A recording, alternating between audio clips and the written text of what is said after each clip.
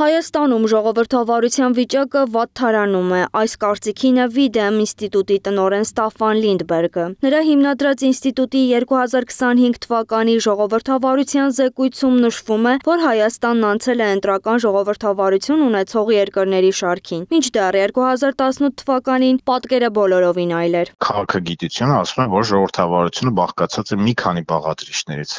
որից ընդամենը մեկն է ընտրությունները, միայն ընտրությունները բավարար չէ երկրի քաղաքական ռեժիմը գնահատելու համար։ Քաղաքագետ Նարեկ Գալստյանը նշում է, որ 2018 թվականից Հայաստանն անցել է ամենաարագ ավտորիտարիզացվող 10 երկրների շարքը եւ սկսել գործել այսպես կոչված մեսենջերային արդարադատությամբ, այսինքն հաղորդագրությունների փոխանցմամբ քրեական գործեր են հարուցվում քաղաքական դրդապատճառներով։ Ինչ վերաբերում է ընտրական ժողովրդավարության բնույթին, քաղաքագետն այն ծուղակ է համարում։ Հայաստանի դեպքում ամենաշատը լիբերալ ժողովրդավարությունն է թիրախավորվում։ Լիբերալ ժողովրդավարություն դա իրավունքի գերակայությունն է եւ իշխանությունների տարանջատման սկզբունքի պահպանում։ Այստեղ հատկապես այս առումով մենք ունենք լուրջ խնդրեմ, որովհետեւ առանց այդ էլ մի այսպես կային ինստիտուտներ չունենք, իսկ հիմա այնպես է ստացվել, որ Հայաստանում օրենսդիր իշխանություն գիտենք, որ գերակշռությունը մեկ քաղաքական ուժ է, քաղաքացիական պայմանագիրը։ Քաղաքացիական պայմանագիր կուսակցության падգամավոր Հասմիկ Հակոբյանը տեղյակ է Հայաստանի Հանրապետության ժողովրդավարությանն անդրադարձող միջազգային զեկույցներից, սակայն բոլորովին այլ կարծիքի է։ Հետազոտության համար միայն չի վերցվում օրինակ, իշխանության մեծամասնության ներկայացուցիչի որևէ օրինակ խոսք, արարք եւ այլն։ Այնտեղ մի կյանքանելի չի մեր հասարակության համար, բայց նույն ընդդիմությունը եւս խորհրդարանում ներկայացված ընդդիմությունը եւս իշխանությունը եւ նրանց վարքագիծը եւս ազդեցություն է ունենում նույն այդ հետազոտությունների վրա,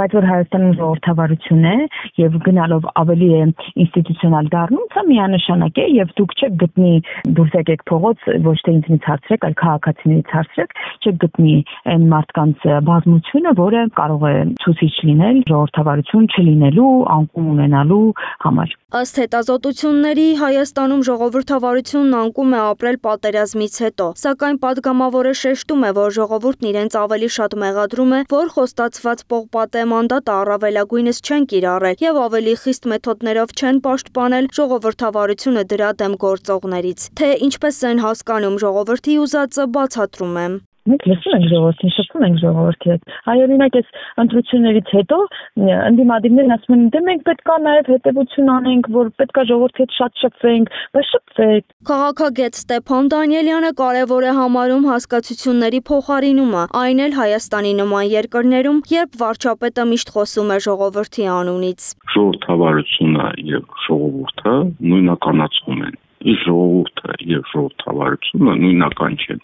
որտեղ եթե ժողովրդի վրա է ամեն ինչ իմում, ապա դա ամբողջավարություն է կոչվում, օխլոկրատիա է կոչվում, ոչ թե դեմոկրատիա է կոչվում։ Հիմա ինքը հայտարարում է, որ ինքը ժողովրդի ներկայացուցիչն է եւ բոլոր նրանց, ովքեր իր համար վտանգ են ներկայացնում, ժողովրդի թշնամի եւ ժողովրդի անունից սկսում է այդ մարդկանց անօրինական կերպով հալածել։ Համենայն դեպս վարչապետը վստահ է, որ առաջնորդվում է ժողովրդի շահերով։ 100% կարող եք վստահ լինել,